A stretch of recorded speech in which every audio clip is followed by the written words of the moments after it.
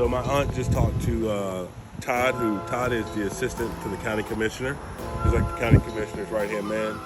Todd came out here to talk with us and kind of explain to us the process of what we need to do to improve public safety here in the community.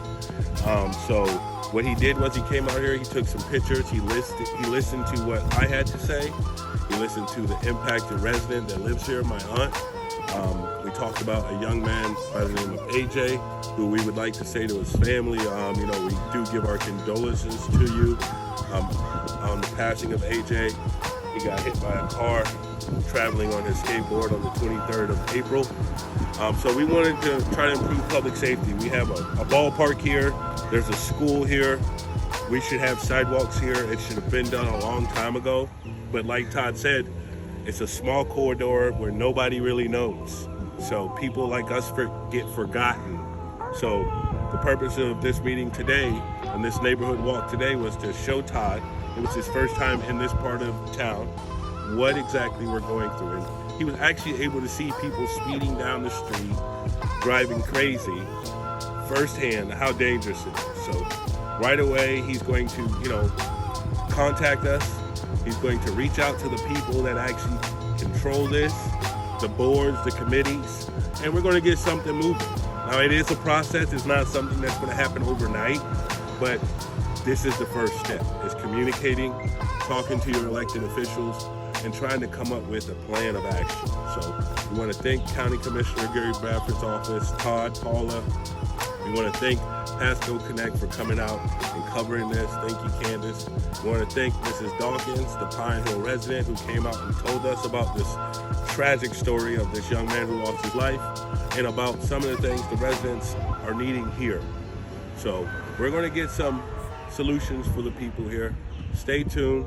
Thank you to Faith in Florida for sending me out here to work with the people. Boy had went up here to the little league baseball field, and I guess he was leaving, and he was coming down the hill and stuff, and this car come flying by and scooped him up. He went airborne, and then his shoes landed in our yard, and the skateboard that he was on was plastered in front of the car, so they say the boy fighted for about 2 weeks for his life, and then he passed away, Okay.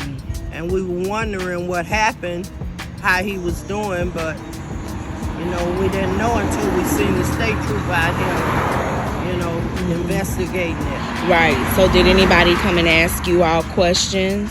I think they did ask my grandkids questions about, what happened and stuff, but... What happened with the driver? Do you know? Did he get a ticket or? We didn't. What would you like to see done around this neighborhood? I would like to see more sidewalks put down because we've been wanting that for years, but nothing ever been done about that part of it. How many people you think live back here? 2, 4, about 6 sets of family members, There was a lot of us, but a lot of us got thrown and moved away. But a few families still live here. Gotcha. Okay. All right. Well, if I have any additional... This is really the first step. We can look and see what we can get involved. The other part of it is if we can find a way that it's connected to a trail system, then that could actually help things along. So, what I talked about is our BPAC, which is our bicycle and pedestrian action committee, and they look at where sidewalks need to be. They're kind of the first line of defense, and then we'll figure out what those boundaries are. 25 miles.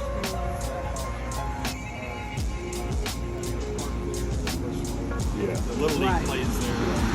So it's getting a lot of activity. What you guys are concerned about is mainly at night and the speed that we're traveling after dark. Do you have any other concerns, like far as, like the sidewalks or the lighting? Is there anything else that, you see?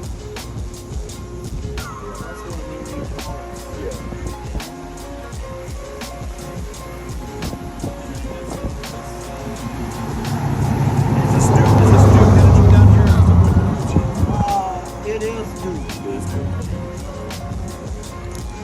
How much do kids come walking through here? Is this this is- like a bus area, or Well, what's the foot traffic? Because if it's a lot of foot traffic, it makes sense to put a well, sidewalk. some kids walk to that baseball field, and Yeah. then there's a lot of kids live right here. Yeah. You know, it is. And then kids go over here Right. to the school. Yeah. You know, Yeah, it's very dangerous, So, especially it right is. there at that point. it is very dangerous.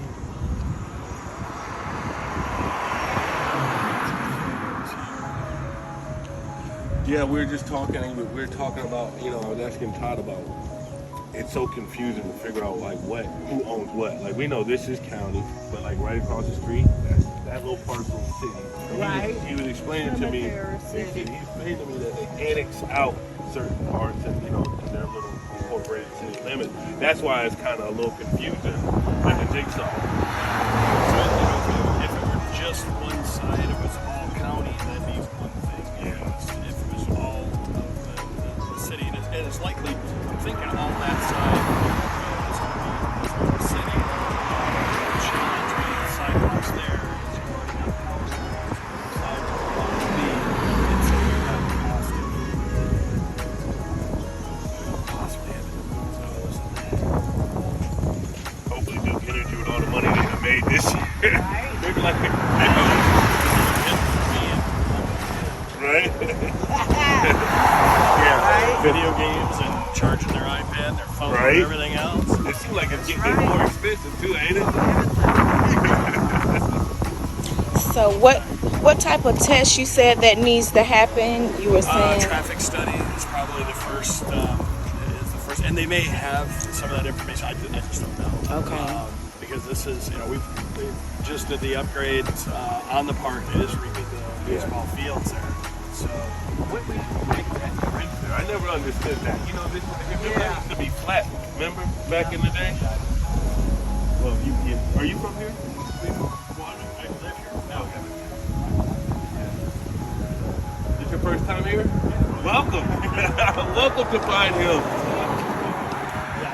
Why they did that? Yeah. It used to be flat, probably 15, maybe 5. When they did it? About 7 years ago, maybe? Used to be Look flat. like a mosquito pest.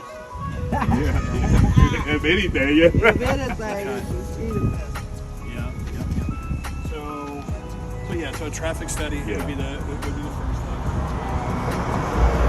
And we can also get some from the police department, the sheriff's department, any accidents, the young man being hit. We can get the statistics from that. Really, there's no way. There's just no consistent way to figure out how many people are walking in. Yeah. Because that changes daily and stuff. So that's really the main thing. Get it on the radar, and then start the process and see what can be done. There's after this budget cycle, and of course after the federal government gets figuring out their budget. Hopefully they do that soon. Yeah, pretty soon. Yeah. Once you do that, see what's left over from like the ARPA money, basically COVID money, whatever is left over from any of the disaster funds and different things like that, because that's generally what goes to. When do they normally figure all that stuff out? It's on right now. Our budget process goes from now until the end of July, and then they approve the budget, and then that hits in October. But like I said, even some of the stuff that we have for in front of schools, it's marked for 3 and 4 and 5 years out. Yeah. It takes normally about 5 years to get sidewalks in, is what Todd was telling me. That's normally, even sometimes with speed bumps and stuff, there's a bunch of studies that go into it, a lot of moving parts. So we're starting the first part of communicating and, talking about the issue. And we want to thank Commissioner Bradford's office for coming out, and Todd for, coming out, Paula and everybody, because this is the first part. This is the first part. And what really made me want to contact you guys is interest in the community, That ballpark's been a part of the community since I was a small kid, Me too. Yeah, it's been here forever. Well, anywhere that anywhere kids are going to, and our active safety is a huge issue for Commissioner Bradford. He's taking an interest in the Little League being there, so he's happy to be involved and to help move this forward. That's awesome. Candace, thank you so much. Can you get a picture of us, Candace? Yeah, absolutely. Todd came out here with us. This is his first time on the hill. Come on, Auntie, get in here. This is his first time on the hill. We got. All right. I love it. Let me get the Newport Richie sign in the back. All right. Perfect. Thank you. Yep. All right. Your name again? Carol Dorcas. Carol Dorcas. How long have you been living here? All my life. All your life. Uh-huh. How has things And changed over the years? Really, I don't see too much change. Any positive changes you've seen, the improvements to the area over the years? Just the Little League baseball field. I'm in the school, you know, and they moved the bus barn. It used to be down at the other end. Now it's down here, so a little bit have changed. So all of this is Newport Richie.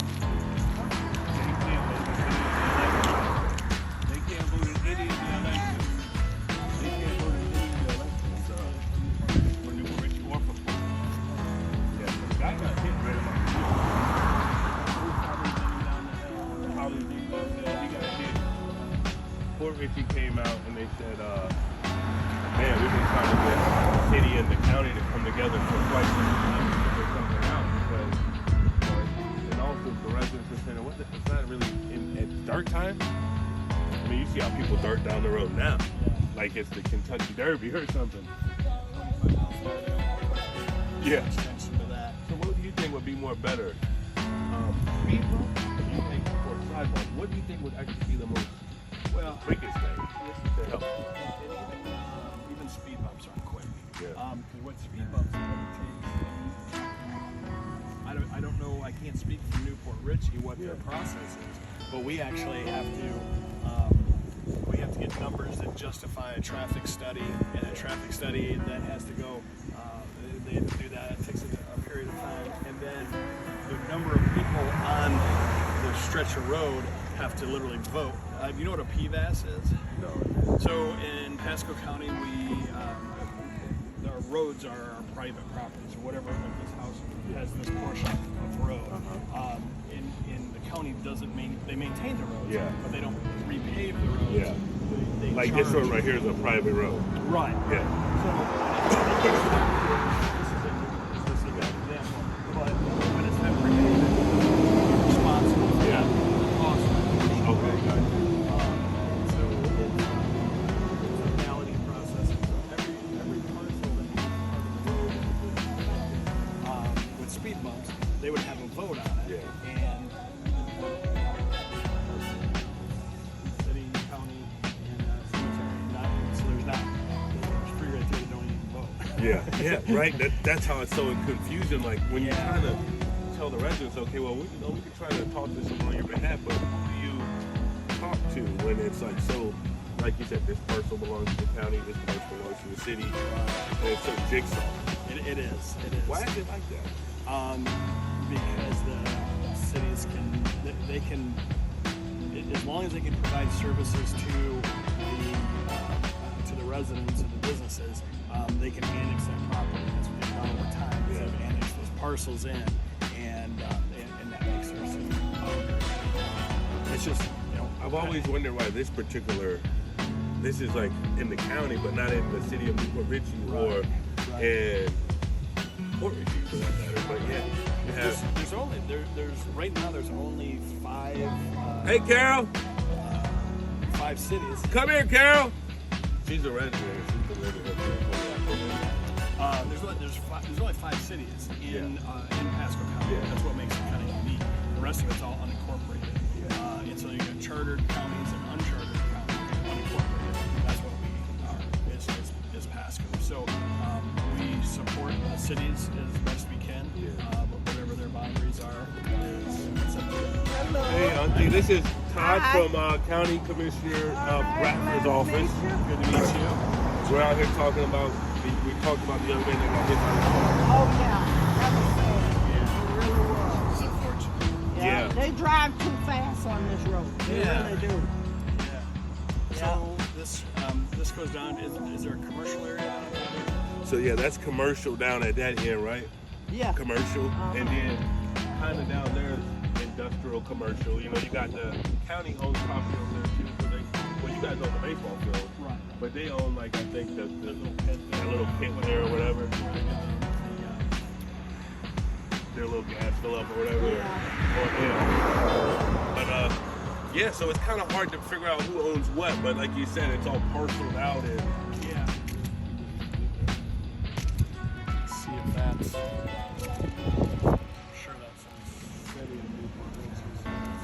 See, and that's the state controls a lot of things that we can do with land. Yeah. And then, but the state has given the city a lot of control. Yeah. What they can do, and so if they can, like I said, they can support the services, water, sewer, and permitting, and all of the other ancillary services. If they can provide that to that area, we can't do anything about it. If they want to annex it,